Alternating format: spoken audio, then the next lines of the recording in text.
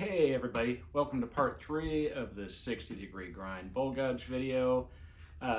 For the third part, I'm going to try something a little different again. So if any of you have known me for a while, you know I'm very much a grain to finish guy. I'm not a huge fan of turning dried wood. I do it if I have a customer demand. I had a strange request for 6 bowls that were around 16 inches that are dyed black, but they had to be completely symmetrical and a little bit thick, which means they're twice turned. So I turned more of these rough outs than I needed for a couple reasons. One, in case there were drying accidents. Two, I figured I could sell them to my wood turning supply customers. But I thought that this would be a great way to show how versatile the 60-degree grind is. So I'm going to return this bowl around, and while I'm working on it, I'm going to point out what I'm doing, but then I'll also point out what other tools might do the job better at certain points. So while the 60-degree grind can do basically everything, the only thing that I won't do with it, I won't true up this tenon. I'm actually going to shrink the tenon a little bit. And in order to put a proper dovetail on it, I either need to use a steep gouge, or I'll use a dovetail scraper. So that said, I'm going to get this mounted up. You can see here, this blank has a goofy bark inclusion. So the first thing I'm going to do is flatten the bottom a little bit. And thankfully, there's enough depth here that I think I can get past this bark inclusion. If not, it's just going to be a practice bowl. So anyhow, all that said, let's get to work. All right, so in a previous video, I showed this jig that I built. Works really, really good if you're returning bowls, especially because, the center of the bowl, if you're turning with the grain in this orientation, is always going to be higher than the side. So this empty center gives a place for that high spot to go. Allows you to get a nice stable platform to return a bowl to. So, and oddly, usually maple moves quite a bit during the drying process. For some reason, this didn't, which is very odd. But kind of a nice bonus. So now that we're mounted up nice and secure, we'll get started. All right, so the first thing I'm gonna do is I'm gonna take this foot down far enough that I will get the great majority of this bark inclusion out of here. I'll remark a new tenon, put that on, and then I will do a bit of a push cut, which is not this gouge's strong suit, but it will do it. To get as close to the edge of this jig as I dare without hitting it, and then we'll go from there. So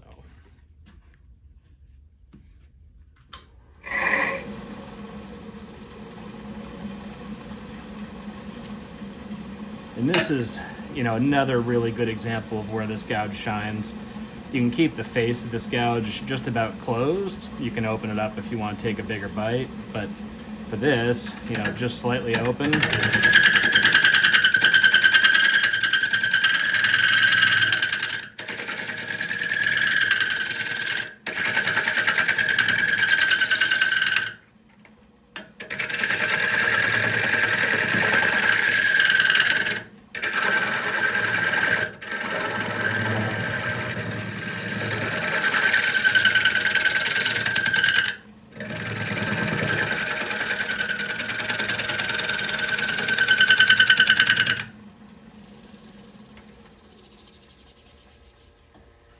Sorry, that is a horrible noise. Apparently the bark inclusion there is causing a bit of an issue, but we'll get it done. Mark the tenon.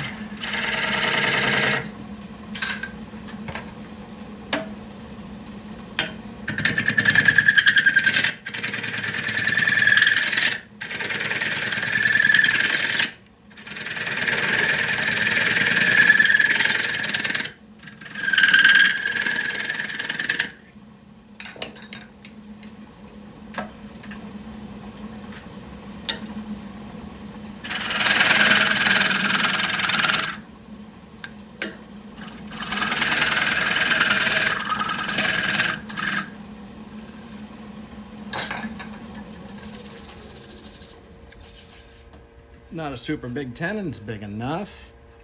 And I think I'll be able to pretty much get rid of all that bark inclusion. There might be a tiny little touch of it here, but it won't really matter. So at this point, let's get ready to do a push cut. And like I said earlier, I am not much of a dried wood turner, so to bear with me. I am definitely not as speedy with dried wood as I am with green, but I do get the job done, and the tool that I'm using works just fine on dried wood or green. So that said, let's see if we can't get a decent push cut and get this thing into close to the right shape.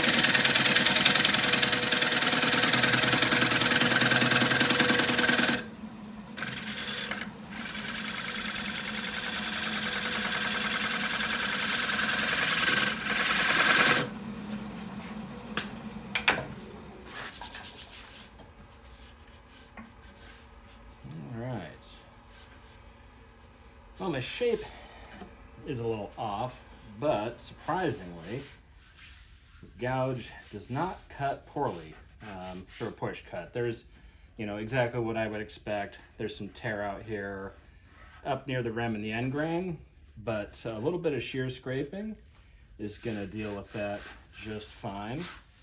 You can see I stopped just a little bit short of the jig here. When I flip the bowl around, that's really, really easy for me to knock back. So that said, let's get the camera above again, and I'll show you why, another view of why I really, really love this gouge. It's, for me, call it shear scraping. I'll roll the gouge open and close as needed to remove a little bit more material, but it's a really nice way to sneak up on that finished shape and the finish on the wood. So let's get started there. All right, so I'm gonna remove a lot more material through here than I am up here. I don't really want to change the shape too much up here. I just want to remove some of this tear out. Down here, I need a little bit of refining of the overall shape. So, as always, with any technique, the pressure that you're applying should always be down to the tool rest, not up against the workpiece. And for this, I will have the gouge face just about closed. You're just using the back edge of the gouge. And I drop my hold hand, so this gouge is probably a 40-degree-ish angle. In relation to the lathe bed. When I get a little bit of the way through this, I'll lower the camera angle so you can see what I'm doing as opposed to just what's going on up here. But let's get started.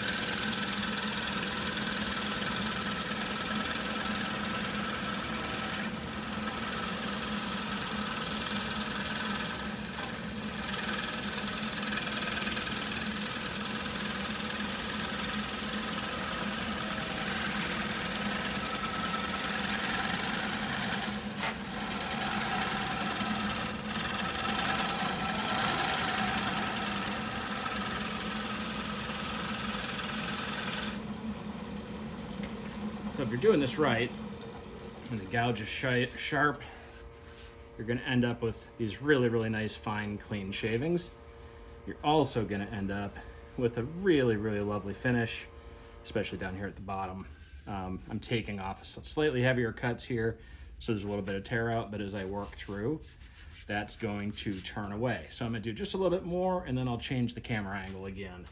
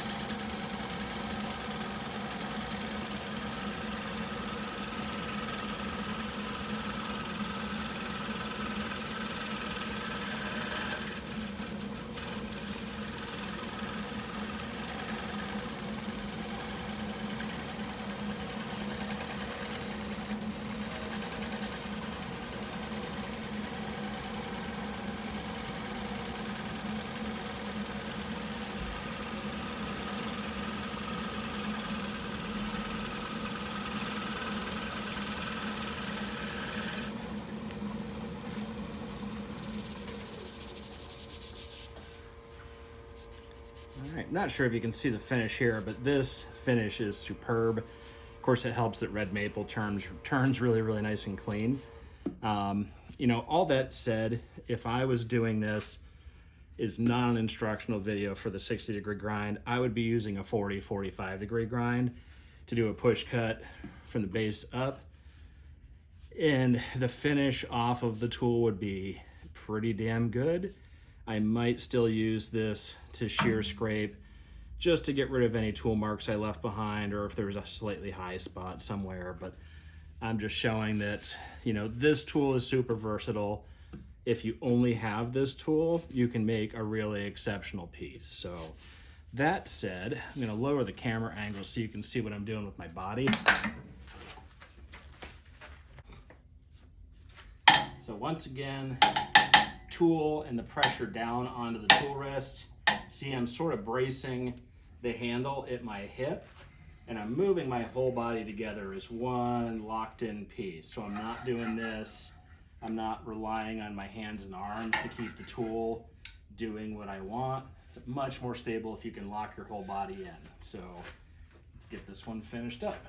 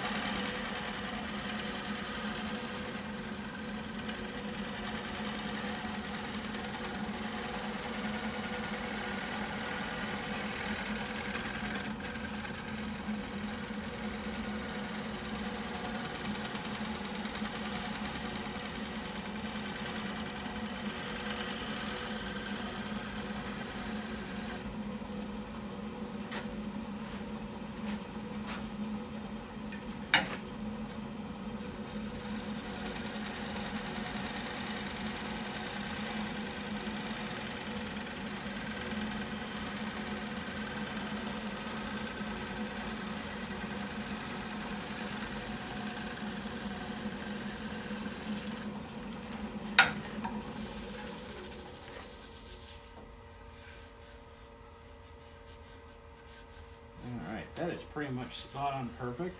I'm going to do a close-up one more time just to show the cutting action, what's coming off of the tool. And hopefully you'll be able to gain something more.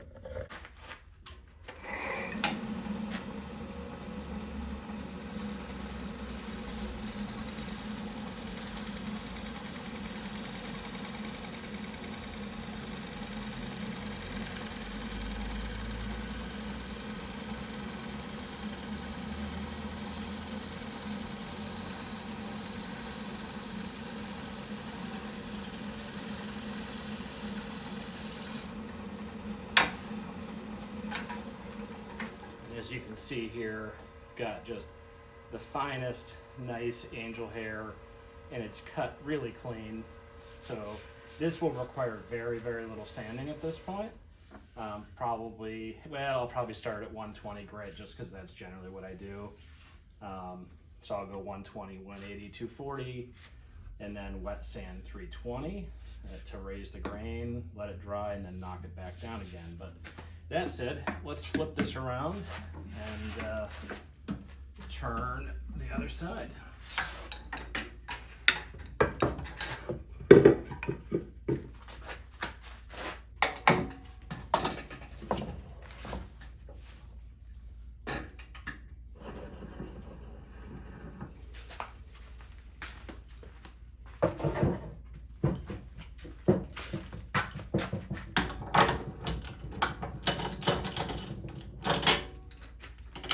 So I use several different chucks.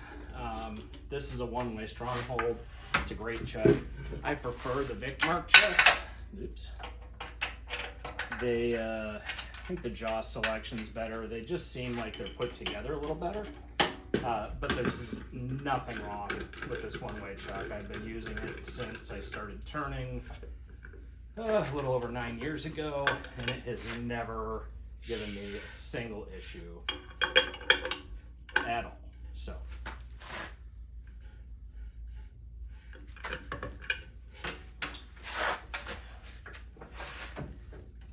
and if anybody asks, these curved tool rests, I love them. I have ones from One Way. This one's from Robust. The Robust ones are really nice. They have this really nice hardened steel top rail. They do not get dinged and marked up like a normal tool rest does. So I'll put a link in the notes in this post to them. If anybody's looking for a curved tool rest, I highly recommend them. I'm not an affiliate. I just like that tool rest. You know, that said, I have had some issues with my lathe. I wasn't overly happy with the owner and his responsiveness or lack of responsiveness over the last couple of years. The first few years he was great.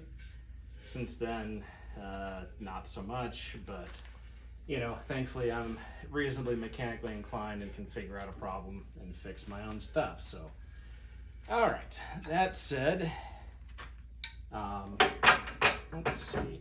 I changed the camera angle again so we can get down above. All right, so first thing I'm gonna do, I'm gonna remove, I'm gonna flatten this top rim, and I'm gonna do it as a scraper. So I'm gonna do it with the face just about closed. I might open it a little bit as needed to take a little bit more of a bite, but just nice and easy, remove this rim and get down to nice clean wood.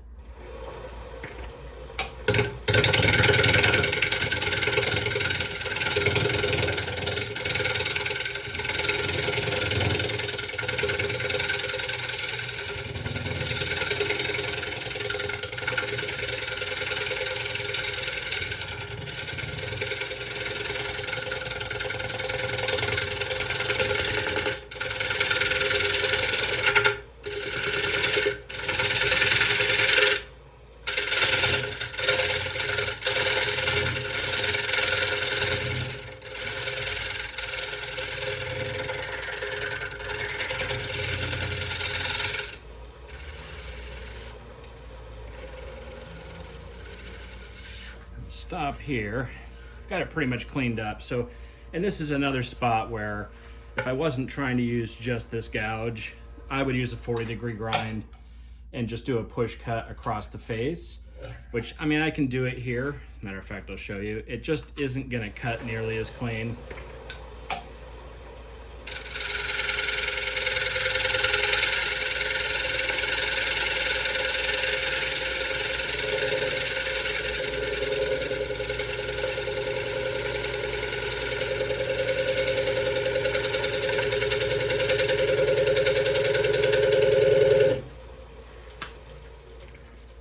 That said, if you take a small bite and your feed rate's nice and slow, actually the cutoff of this gouge is kind of impressive. So maybe it's not needed to use that other gouge. But that said, it's part of it for me. It's just habit to use certain grinds at certain spots. But thought this would be an interesting walkthrough just for educational purposes. So with that said, let's get the inside turned. So the first thing I do is check to see if I'm at center height. So this gouge performs best, especially in the inside of a bowl, if it is parallel to the lathe bed. So I always make sure that the tool rest puts me right at dead center if I'm holding this gouge level, which it is now. So the first couple passes here are going to be just rough cuts just to remove unneeded, unwanted material. And then I will start finessing it a little bit more. Something I forgot to mention, and I'll show a close-up of it when I go to do a finish cut. When you're entering the cut, if you go to just enter like you would any other cut, you're gonna find that the gouge is gonna skate off on you. So what I'll do is I'll roll it forward, I'll start the cut, and once there's a little bit of a step there to hold that bevel, I can rotate the gouge open and ride that bevel the whole way around. But I'll show a close-up here when I go to do a finish cut.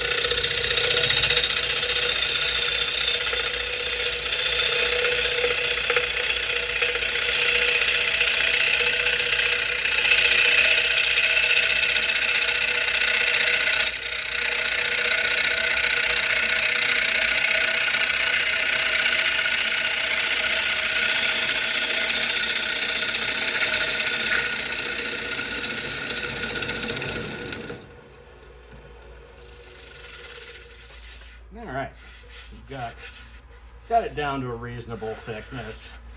Yeah, for me, this is super thick. Like I said, the customer wants something real beefy and chunky, so that's what they're gonna get. But all that said, if I were not using just this one gouge, I would be using a 40-degree grind here until I get at least a third of the way down. As a matter of fact, because this bowl is reasonably shallow, I would probably take that 40-degree grind the whole way down to here, or at least go as far as I can before I cannot do bevel contact anymore.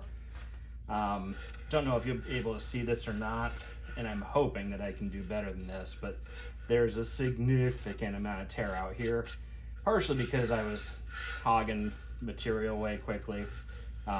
But yeah, this, you would not want to sand this away. So That said, I'm gonna sharpen a gouge, or grab a sharp gouge, and see if we can't do a couple light finishing passes and get rid of this tear out, and then show you why I love this grind so much for this last section. It's where you kind of break the rules with the bowl gouge. So, you know, a general rule is you always want to be cutting on the side of the gouge that you're going in the direction you're going. So if I'm going to the right here, you're using the right side of the gouge. With this 60-degree grind, when you're coming across here, you can actually let it start cutting on the opposite side, and the finish that you get on the bottom of a bowl is really exceptionally good. So this is where, in my opinion, like I said, this gouge really shines. So that said, okay, so I'm hoping I can do this without my head getting in the way. So kind of limited with space in here, but I want to try showing what I was talking about earlier about entering this cut. So I will, instead of open face, I'm gonna just about close it, start that cut, and now you can see there's just a little bit of a notch there. That's gonna be enough for me to start rotating that gouge open.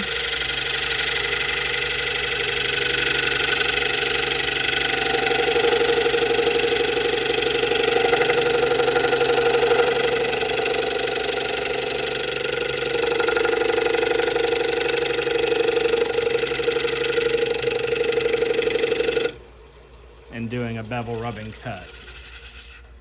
And thankfully, yay, I don't completely suck at turning dried wood. Sorry, I truly don't turn a lot of dried wood, so you'll all have to bear with me, but let's see if I can show you the difference here. So pretty easy to see. This is the cut I just made. Pretty nice and clean. There's just a teeny tiny amount of tear out right in here. And most likely that's just because this was so significant. I'll need to do one more finish pass. This is horrific. So I'm gonna change the camera angles again and go through. I'm gonna finish that one pass I started, and then I'm gonna start all over and try to do one nice clean pass through. All right. So let me finish that first pass, and then I will come back out and start the second, and hopefully that'll be all it'll need.